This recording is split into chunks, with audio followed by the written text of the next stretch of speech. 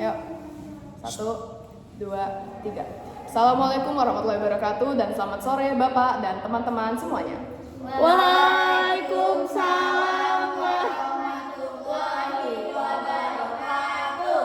Sore, luar biasa, tetap semangat. Jadi pada kesempatan kali ini, izinkan saya memperkenalkan diri terlebih dahulu. Nama saya Nora Khulafah dari kelas 11-3 dengan nomor absen 23. Jadi, pada kesempatan kali ini saya akan mempresentasikan buku yang berjudul Ayah dari karya Andrea Hirata yang berjumlahkan 432 halaman dan diterbitkan pada tahun 2005. Novel Ayah merupakan novel ke-9 karya Andrea Hirata yang terbit pada tahun 2005 dan mempunyai daya minat tersendiri dari semua kalangan. Novel ini berkisah mengenai sebuah perjalanan tentang 3 orang sahabat, yakni Sabari, Ukun, dan Tamat. Persahabatan yang terjalin sejak duduk di bangku sekolah dasar dengan karakter-karakter yang berbeda, perjalanan cinta yang berbeda-beda membuat mereka mempunyai hal yang sangat berkesan.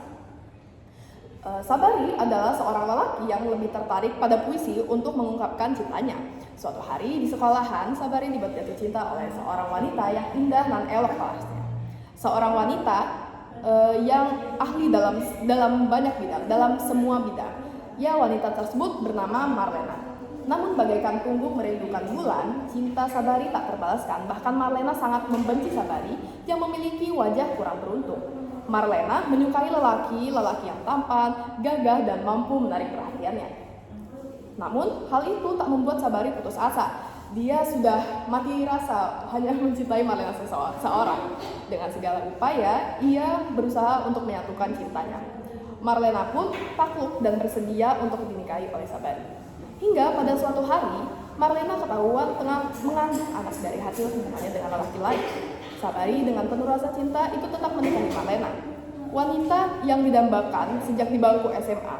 Marlena pun melahirkan anak pertamanya, yaitu Zoro, seorang anak hasil dari hubungan dengan lelaki lain. Hal itu membuat Sabari makin cinta kepada Marlena dan Zoro. Walaupun sudah menikah dengan Marlena, mereka tidak pernah berjuang bersama. Jangankan bersuah, jari kuku mereka saja tidak pernah bertemu. Saban hari Zoro diasuh oleh Sabari dengan penuh kasih sayang. Suatu hari, entah di mana keberadaan Marlena, datanglah lelaki mengirimkan surat kepada Sabari. Sabari yang tidak mengerti mengapa Marlena mengirimkan surat gugat cerai. Marlena menggugat dirinya sebab pernikahannya tak didasari oleh cinta.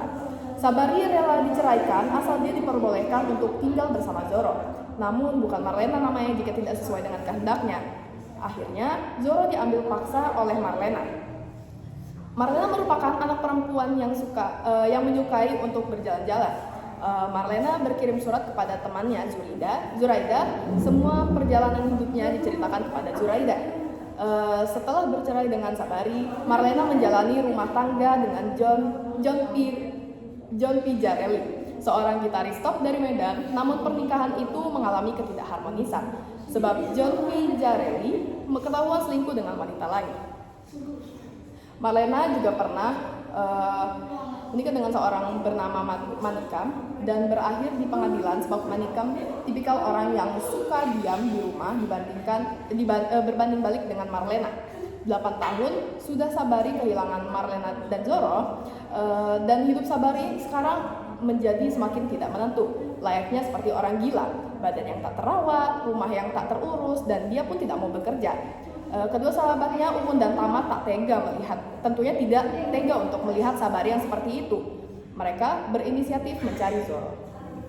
Ukun dan Tamat memutuskan untuk mencari Marlena dan Zoro. Berkelana berbekal surat Marlena yang didapat dari Zuraida.